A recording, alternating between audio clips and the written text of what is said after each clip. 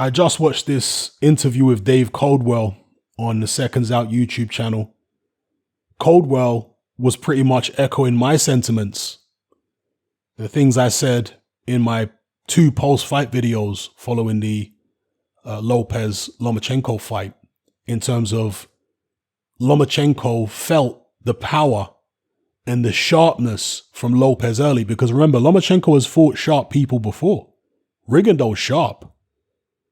Linares is sharp. He's fought plenty of guys who were sharp, but they didn't have the power and the physical strength and the reach as well to go with the power, which Lopez had.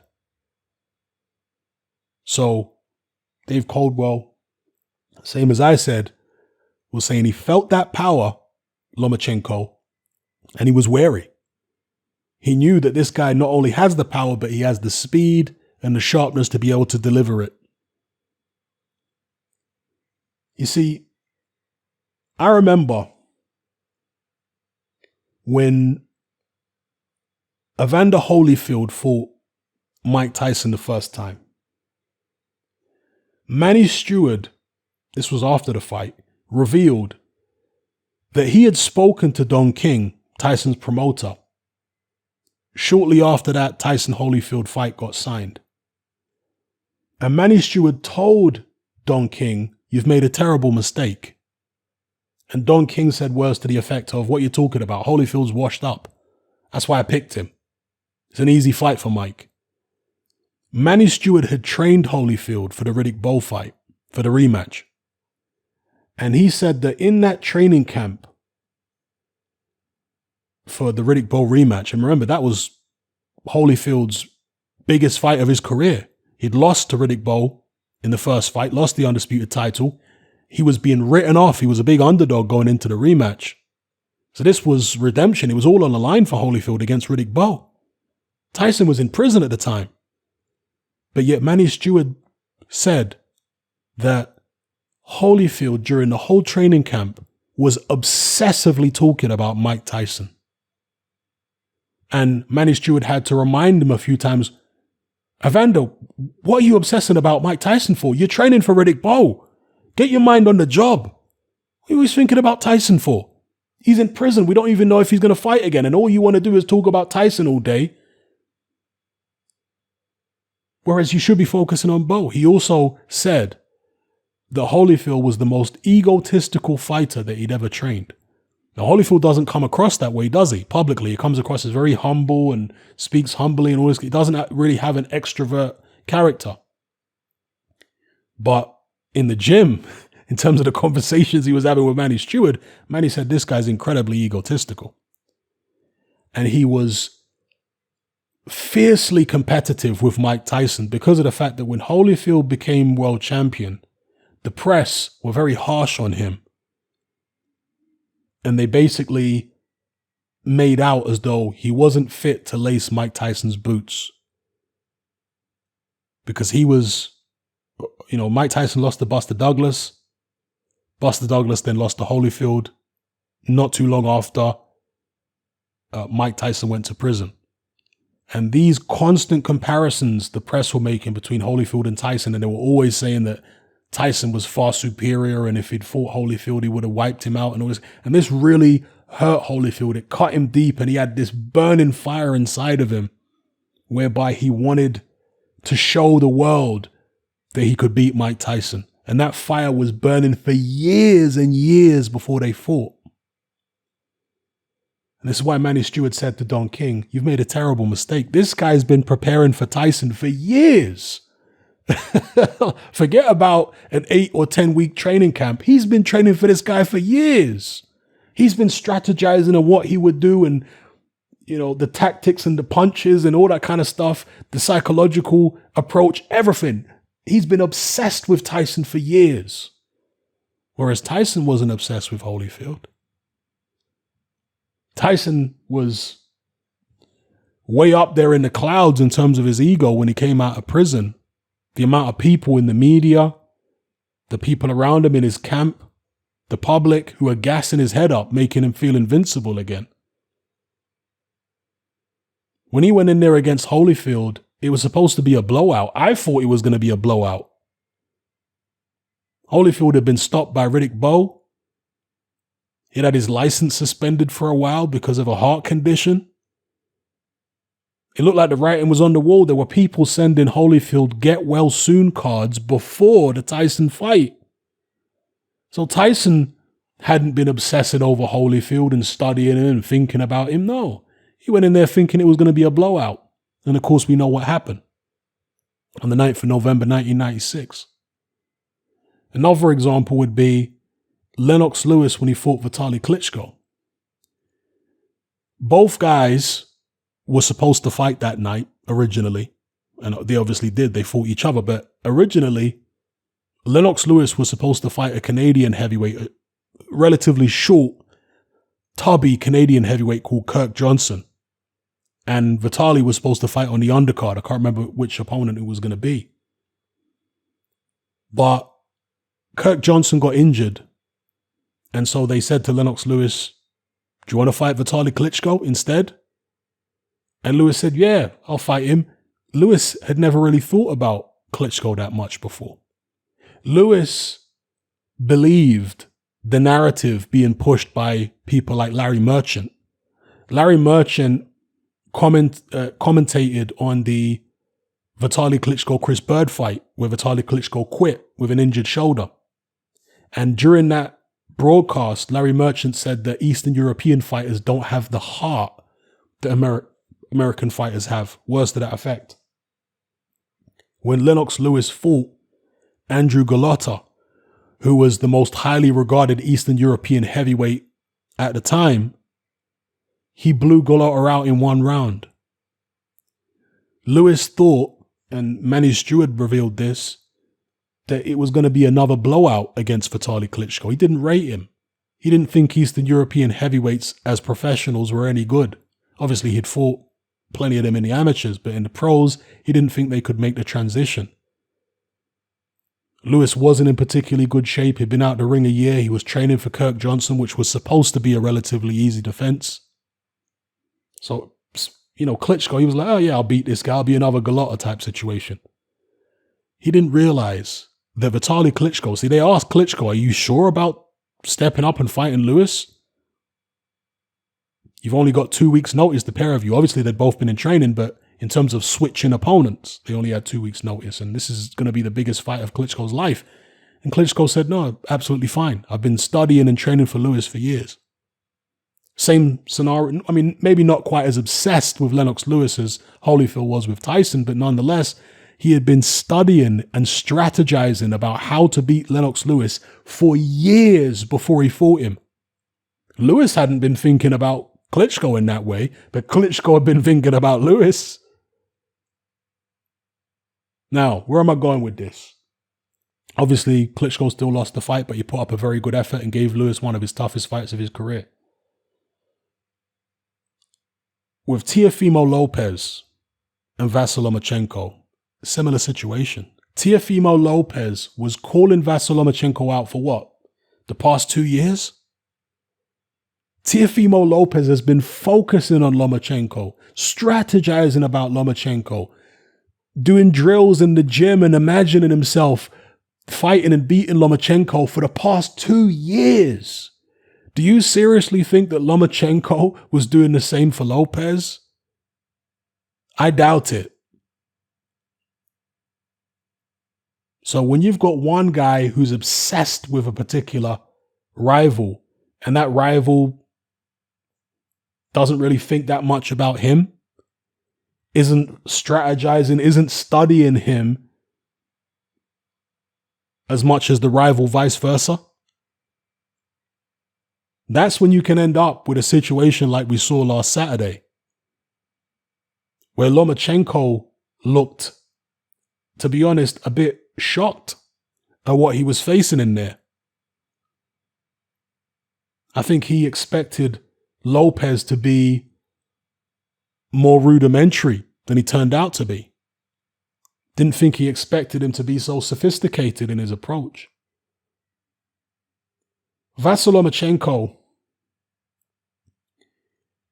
likes to mess with the range. He'll dart in and out. He'll move left and right. And he wants to see how you're going to react to these movements in the early rounds. Now, a lot of fighters, when Lomachenko comes at them and makes certain movements, they react by moving away. They go into a defensive posture. They're more thinking about not getting hit rather than retaliating. And after a couple of rounds of doing this, because Lomachenko moves around them so much, they start getting mentally fatigued because their concentration is taking up so much energy and they're so much on high alert and they're moving their body and they're tense while Lomachenko is relaxed. With Lopez, that didn't work. And one of the reasons it didn't work is because Lopez has got longer arms than Lomachenko. And he was using those longer arms. See, some fighters have got longer arms than their opponent, but they don't utilize it. Lopez was utilizing it. He was keeping Lomachenko on the end of a jab. So when Lomachenko was moving around, Lopez didn't really have to move much. Little foot movements here and there, but he was essentially maintaining range with his jab and letting Lomachenko do all the moving while he didn't react much to Lomachenko's movements. You see, as I said in my 2 previous videos about this fight, when you move up in weight continuously, there comes a point where you hit a ceiling, where your skills are no longer enough to overcome the extra power, size, and strength that your opponents have over you. Skill is great, but it will only take you so far. If skill was king and skill always triumphs over everything, then you'd be able to have Lomachenko go all the way up to heavyweight and win a heavyweight title. Because he's more skillful than AJ. Well, how come he can't beat AJ then? Because AJ is just too big. Obviously, AJ has skills too, not on Lomachenko's level, but that's far beyond Lomachenko's ceiling. People used to talk about Floyd Mayweather, right? How skillful he was and what have you. Mayweather never reached his ceiling, okay? He never went up high enough to actually get to his ceiling, or never fought certain fighters even at 147 to potentially get to that ceiling. But if you'd put Mayweather in with, I'm going to use an extreme example, Klitschko. Mayweather's more skilled than Vladimir Klitschko, but he couldn't beat him. All Klitschko would have to do is just stick a jab out there. Jab Mayweather's chest, jab his chest. Whenever Mayweather gets anywhere close, stick a jab out there. Mayweather won't be able to get past the jab. The guy's too tall, his arms are too long, and when he hits, Mayweather, even with a solid jab, is going to knock him back 3 paces. See, this is the size advantage. It can actually negate skill if the size advantage is big enough and the power advantage is big enough. It can negate the extra skill your opponent might have. And again, that's not to denigrate the skill of the bigger man, because Lopez is a skilled fighter. But if Lopez was a natural super featherweight or a natural featherweight, was maybe a bit shorter than he is, not quite as naturally heavy, that would have been a different fight against Lomachenko. But because he had the size and the punching power to go with the skills that he has, he ended up winning. Lomachenko, as, was it Johnny Nelson or was it, I think it was actually Dave Caldwell in this interview, said that he'd like to see Lomachenko go back down to his natural weight. Now, in professional boxing, it's a bit of a farce, really, talking about people's natural weight, because Teofimo Lopez doesn't walk around anywhere even close to 135 pounds. I don't know what he walks around at, but definitely not anywhere close to 100. It's way above that. Lomachenko was 135 pounds lightweight in the amateurs. Now, as I've mentioned in many, many videos in the past, most fighters, when they turn pro, they move down in weight. This is because in the amateurs, you have to weigh in on the day of the fight. Sometimes it's just a couple of hours before you get in the ring. So there's no way that you can drain yourself the way pros do to, 10, 15 pounds below your walking in the ring weight. There's no way you can do that a couple hours before the fight and then put all the weight back on in 2, 3, 4 hours and then jump in and fight and be effective. There's no way you can do that. Whereas in the pro game, you can do that because you've got more than 24 hours typically between the weigh-in and when the bell sounds for the first round of your fight. Sometimes it might be 30 hours, sometimes more. So these professionals have got this system where they dehydrate themselves to an artificially low weight and then rehydrate back up to a healthy weight or relatively healthy weight by the time it's fight, by the time the first bell goes. So who really is fighting at their natural weight? Hardly anybody in professional boxing. Lomachenko, in a real world sense, is probably fighting at his natural weight now, 135 pounds. That's probably close to what he walks around at.